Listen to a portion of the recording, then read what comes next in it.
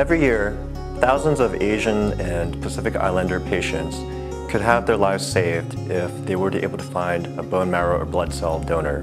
We need more Asian American donors.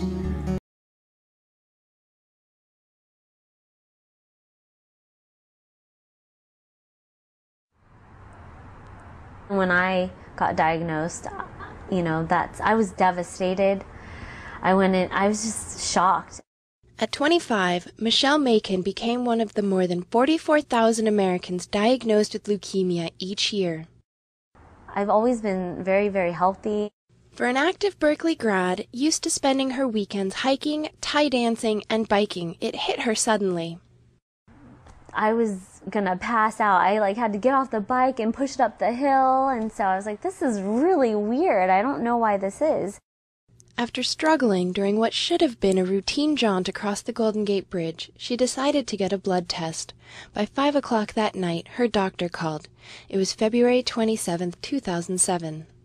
She said, I've never seen, anything like this before. So she was like, don't drive anywhere. Get someone to drive you to the emergency room right away. Within 24 hours, Michelle learned she had acute myelogenous leukemia, a form of leukemia that is fast and fatal. And I didn't know anything. I didn't know, could you die from leukemia? Thankfully, Michelle's doctors moved quickly with aggressive treatment. By September, after 5 rounds of chemotherapy and a month in the hospital, she was cancer-free. Michelle hit restart. She traveled to Spain, got a puppy with her college sweetheart Van, and went back to work.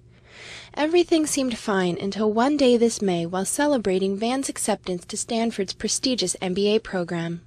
You don't want to admit it to yourself, but deep down inside, I think I knew that I had relapsed.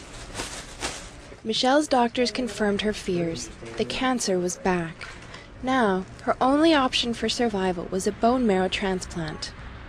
To get this news that I had relapsed, it was like, your world just crumbles. It's like, when is it going to end, Yeah. I didn't know if you guys had to dump any of your heparin out. Michelle's prognosis was worse the second time around, and her life became a race against the clock.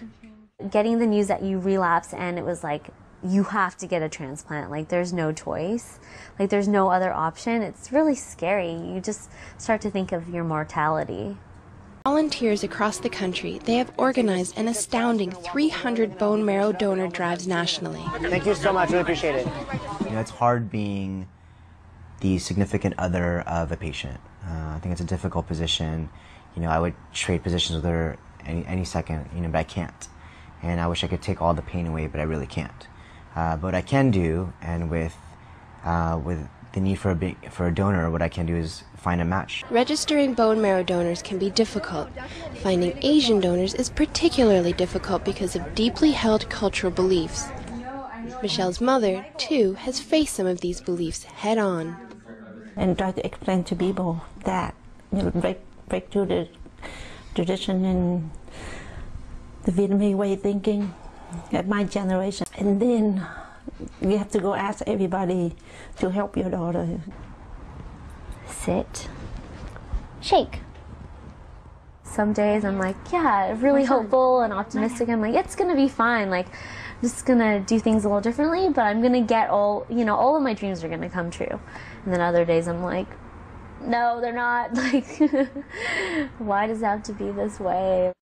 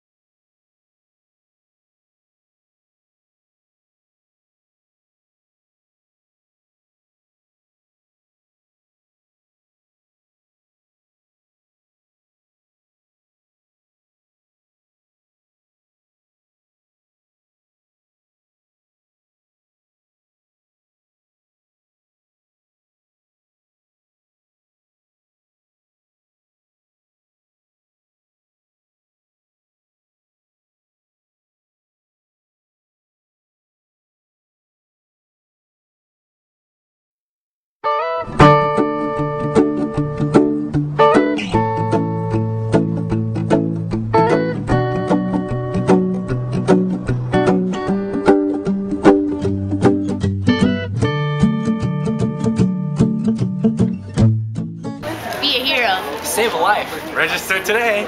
Yeah. Register. Register to be a donor and save a life. So like, I'm making